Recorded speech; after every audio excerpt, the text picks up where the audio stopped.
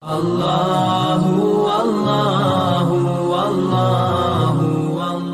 मैं तो कहता हूँ ये हिंदुस्तान की जमीन, इंडिया की जमीन, भारत की जमीन, हम तो इसके ऊपर फख्र करते हैं अल्हम्दुलिल्लाह। अरे कहो ना, पसंद है ना आपको भी जमीन? अरे इतना पसंद करो इस वतन को, ये भारत की जमीन को, हिंदुस्तान की जमीन को इतना पसंद करो कि जब जरूरत पड़ेगी तो इस मुल्क के लिए हम अपनी जान देने को भी तैयार रहेंगे। इस मुल्क के लिए हम अपना माल भी कुर्बान करेंगे। क्यों क्यों भाई, हिंदुस्तान पर फख्र क्यों? इंग्लैंड वाला फख्र करेगा उसके पाउंड पर, फ्रांस वाला फख्र करेगा उसके यूरो पर, अमेरिका वाला फख्र करेगा उसके डॉलर पर, हम हिंदुस्तान वाले फख्र करेंगे हमारे नबी की नजर पर। इसलिए कि ख्वाजा मोइनुद्दीन को जब मदीने से भेजना था तो हमारे नबी इंग्लैंड भी भेज सकते थे। अरे कहो ना, भेज सकते थे कि नहीं? अमेरिका भी भेज सकते थे, अफ्रीका भी भेज सकते थे, ऑस्ट्रेलिया भी भेज सकते थे, लेकिन नबी ने कहा नहीं, मेरी नजर मक्का और मदीने के बाद और बैतुल मुकद्दस के बाद अगर मेरी नजर पड़ती है तो हिंदुस्तान के मुसलमानों पर नजर पड़ती है। फख्र है मेरे दोस्तों, हमारे रुपये की वैल्यू शायद कम होगी, लेकिन ये जमीन वो सोने का टुकड़ा है जिस पर मेरे आका की नजर मुबारक पड़ चुकी है। तो हम तो हिंदुस्तान के लिए अपनी जान भी देंगे इंशाअल्लाह। हाथ ऊपर करो भाई, कौन देने वाला? माशाअल्लाह, नबी की नजर, भाई कह दो नबी की नजर, नबी की नजर पर। किसी को कोई ऑब्जेक्शन तो नहीं? मैंने कहा ना, मैंने आपको सुनाया था, ये अजमेर में आराम करने वाले हजरत ख्वाजा मोइनुद्दीन चिश्ती, मैंने आपको पहले भी बताया था, मुझे बराबर याद है, याकुतपुरा में मैंने बिल्कुल बताया था कि हजरत ख्वाजा मोइनुद्दीन चिश्ती रहमतुल्लाह अलैह, हजरत ख्वाजा मोइनुद्दीन चिश्ती संजरी रहमतुल्लाह अलैह जब नबी के दरबार मदीना गए तो क्या कहा था नबी से? अब मदीने से नहीं जाऊंगा, अब आपके दर को अपना दर बनाऊंगा, आपके गुलशन को अपना गुलशन बनाऊंगा, आपके बाग को अपना बाग बनाऊंगा, अब मदीना छोड़कर कहीं नहीं जाऊंगा। तो हमारे नबी ने फरमाया था, नहीं मोइनुद्दीन, हिंदुस्तान जाना पड़ेगा। कहो सुभान अल्लाह। क्या कहा था? नहीं मोइनुद्दीन, हिंदुस्तान जाना पड़ेगा। एक रात हो गई, नहीं गए। दूसरी रात ख्वाब में पूछा, ए मोइनुद्दीन क्यों नहीं गए? हमने हुक्म दिया था हिंदुस्तान जाओ, क्यों नहीं गए? कहा कि अल्लाह के रसूल रास्ता नहीं मालूम, और अगर रास्ता मालूम है तो उनकी जबान नहीं मालूम, उनकी जबान मालूम है तो वहां के लोग नहीं मालूम। हमारे नबी सल्लल्लाहु अलैहि वसल्लम ने अपने कपड़े मुबारक से एक चमड़े का नक्शा निकाला, कहा ये नक्शा है, इसको पढ़ता जा और हिंदुस्तान की मंजिल तय करता जा।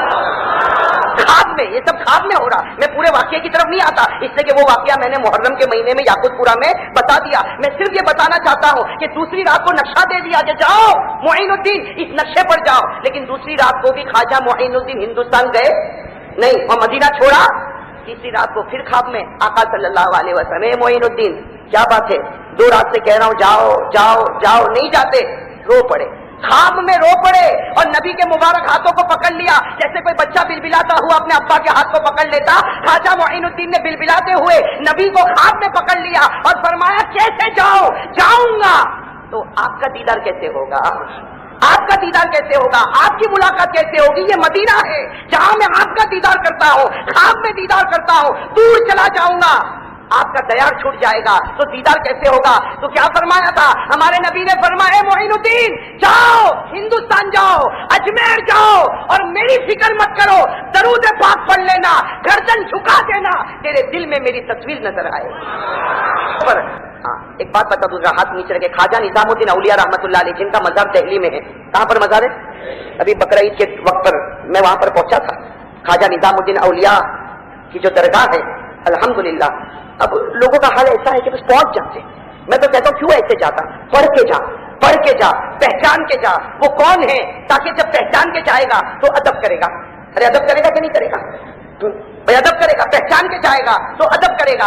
मैंने ख्वाजा निजामुद्दीन के बारे में बहुत पढ़ा। उसके बाद दिल्ली का सफर किया। ख्वाजा निजामुद्दीन के बारे में जब मैं पढ़ा तो मेरे दोस्तों इतनी अजीबोगरीब बात मैंने पढ़ी, इतनी अजीबोगरीब बात मैंने पढ़ी कि ख्वाजा निजामुद्दीन औलिया का जब वो लंगर लगता था और नाश्ते में लोग आते थे तो नाश्ते में लोगों की तादाद होती थी 5000 के ऊपर। कितने? जब नाश्ते पर 5000 आते होंगे तो दोपहर के खाने पर कितने लोग आते होंगे? और कोई 5000 आदमी को रोज खिला सकता? अरे खिला सकता? 5 आदमी को भी एक दिन खिलाया ठीक है, 2 दिन खिलाया ठीक है, 3 दिन खिलाया ठीक है, चौथे दिन बीवी कहेगी तू घर में रहे या मैं घर में रहूं। अरे ऐसा ही कहेगी ना बड़ौदा की बीवी? हाँ भाई, बड़ौदा वालों की बीवी ऐसा ही कहेगी ना। आप तो ऐसे चुप हो जैसे तुम्हारी बीवी फरिश्ता बन के पैदा हुई है। ارے کسی کی بیوی وہ برداشت نہ کرے. وہ خواجہ نظام الدین اولیاء ناشتے میں اباؤٹ 5000 5000 کے اوپر. اور یہ بات میں عجیب آپ کو بتاؤں, ایک کتاب ہے اسلامک ہسٹری, جس کا لکھنے والا ایک عیسائی ہے جس کا نام ہے میتھیو. اس نے اپنی کتاب میں یہ لکھا ہے, کہ میں نے ہندوستان کا دورہ کیا. وہ لکھتا ہے کہ آئی وزٹڈ دس ہندوستان, کہ میں نے یہ ہندوستان کا دورہ کیا تو کہتے سب سے عجیب چیز میں نے یہ دیکھی کہ وہ خواجہ نظام الدین اولیاء کے بارے میں وہ لکھتا ہے کہ میں نے عجیب و غریب چیز یہ دیکھی, خواجہ نظام الدین اولیاء کے بارے میں نے دیکھا کہ ان کا انتقال ہو گیا, وہ قبر میں چلے گئے, پھر بھی لوگوں کی زبان پر ان کا اتنا نام ہے کہ کہا کہ ہمارے یہاں کا کوئی بڑا منسٹر ہوگا, اس کو بھی زندہ رہ کر لوگوں نے اتنا یاد نہیں کیا جتنا خواجہ کو لوگوں نے مرنے کے بعد یاد کیا ہے. وہ خواجہ نظام الدین اولیاء کے بارے میں بات بتانا چاہتا ہوں, پھر ہم اپنی بات شروع کریں گے انشاءاللہ. یہ بات بتانا چاہتا ہوں کہ ناشتے پر کتنے تھے. انہوں نے میتھیو نے اپنی کتاب میں لکھا کہ only on the break fast about 5000 people were invited, یعنی صرف ناشتے پر 5000 سے زیادہ لوگ دسترخوان پر آتے تھے. تو میرے دوستو لکھا ہے کہ کچھ وہاں پر تحقیقات شروع ہو گئی. روزانہ 5000 آدمی ناشتے پر, تو پیسہ کہاں سے آتا؟ ارے تحقیق ہوگی کہ نہیں ہوگی؟